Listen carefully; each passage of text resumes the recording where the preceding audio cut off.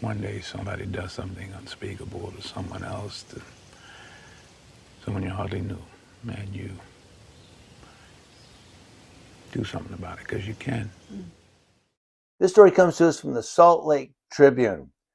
And for a bit now, all across our nation, students from colleges and universities have been protesting the Israeli-Palestinian conflict. I mean, I could name USC, Columbia, Yale, name your university. I could do a story on it. But today, we're going to Salt Lake County and we're going to talk about University of Utah. And what had been a peaceful pro-Palestinian rally at the University of Utah ended violently when officers in riot gear charged at students, knocking them down with shields, dragging some off by their arms or feet, and ripping their tents from the ground. Yes, you heard me, tents. The demonstrators who had come together continued to chant as police moved into their encampment. They were saying, "We will not stop, we will not rest."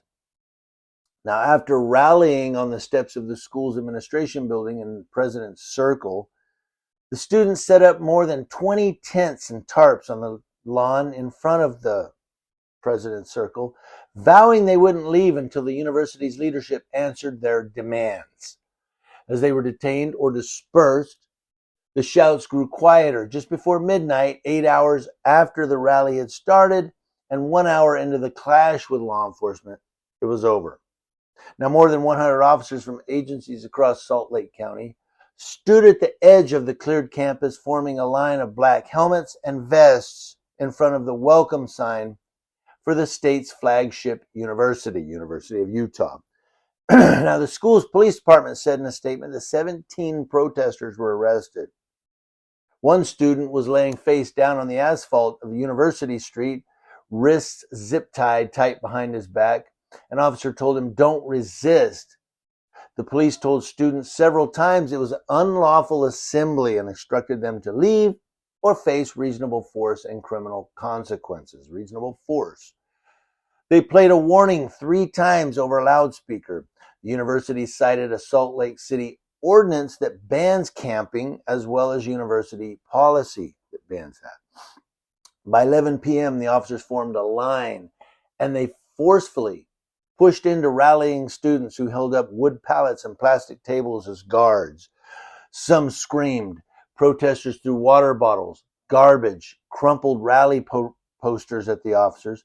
Flipping them off, the students shouted profanities and repeated, "Where are your morals? And there is no violence here. Why are you in riot gear?"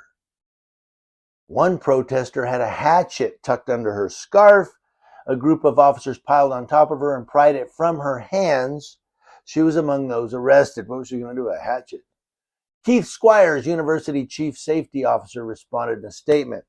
Utah college campuses around the state are not exempt from the significant unrest that currently exists in our country and world.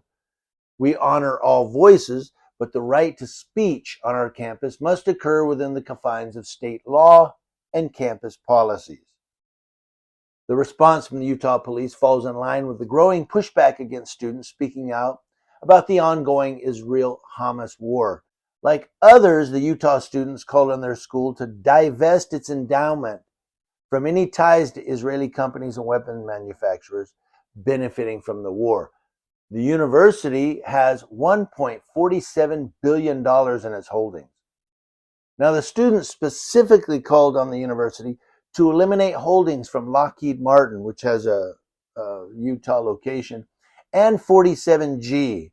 Both are aerospace and defense companies. The university also has a research partnership with 47G that was announced in 2023 and which it pays membership dues to be a part of. Now, some of the quotes from the students are, "Trustees, you know there's blood on your portfolio." That's what they were yelling through megaphones. The megaphones were spread out throughout the crowd that started with at least 800 students and faculty. About that. A handful of professors in the crowd wore their graduation robes. Now, the University of Utah and its campus police submitted reports in December, back then, to prosecutors for criminal charges to be filed against 8 students. The school said those students disrupted an event critical of the transgender community being held by a conservative club on campus, forcing officers to shut it down. Those 8 students face misdemeanors. So it was the same student group, MECHA, M-E-C-H-A, which is largely led by and for students of color, that planned what they called the Emergency Rally and Encampment Monday for Palestine. Since the Israel-Hamas war started in October of last year, when the militant group Hamas attacked, more than 32,000 Palestinians have been killed and 1,200 Israelis have been killed. Now, more tents were pitched as the hours passed in what the students called their solidarity camp. They wheeled in wagons full of sleeping bags. They said, "This is the people's university now." Most wore scarves and masks covering their faces, and the one girl had a hatchet under her scarf. Campus police had initially paced around the perimeter, holding bunches of zip ties. More law enforcement officers arrived, lining up across the street from students in a tense showdown. Some of the officers could be seen instructing others how best to use their plastic shields before the dispersal started. The sides exchanged shouts. "Go home," the students said. The officers responded, "Why don't you go home?" Now, the students said the university should not only divest from participating in a genocide with the Israel-Hamas war, but it should also disclose all of its financial connections with its endowment. "Our university is extremely implicated," said Christopher Loera Pena, a 4th-year student. Now, the school did not issue a statement about divesting from Israel and weapons companies. A spokesperson referred to a previous 2021 divestment report prepared by faculty that examined what it would take for the school to eliminate holdings in oil and gas companies, which the university has set goals for that divestment. Additionally, the students asked for campus police to be personally disbanded.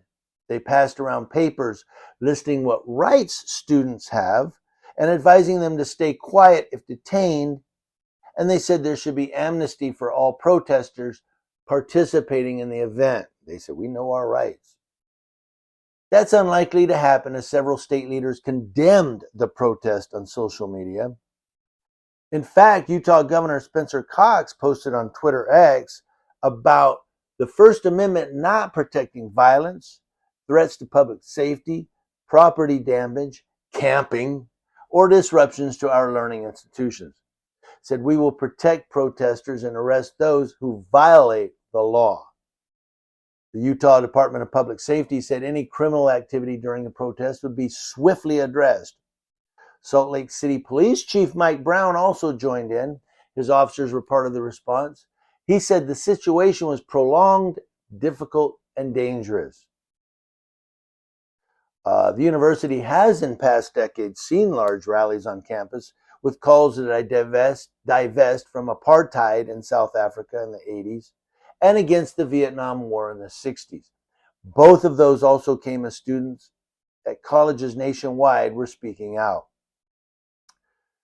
"Do not let go of this moment," said student Julio Arangere. He said, "Make it bigger. You are part of something massive. You are on the right side of history."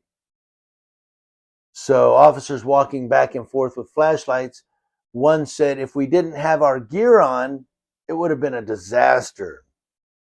A few students left commenting, "We'll be back. We'll be back. Hasta la vista. We'll be back, Utah." But I don't know. I thought I'd let you all decide whether, how you feel. Is it right protest, wrong protest? Also, the thing about camping, like he said, your First Amendment rights do not protect camping. I guess if it's on private property, right? If it's on university property, but what if they were camping public property?